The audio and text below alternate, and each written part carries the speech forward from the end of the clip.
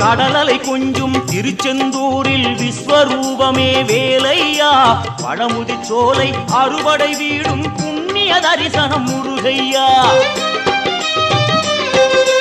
திருநீர் அணிந்து வரும் போது நெஞ்சில் நிம்மதி பிறக்குது கந்தையா சுகனே சிவனார் மகனே உன்னை பாட பாட சுகமாகுதையா வேல் முருகா அரோகரா அரோகரா வேல் முருகா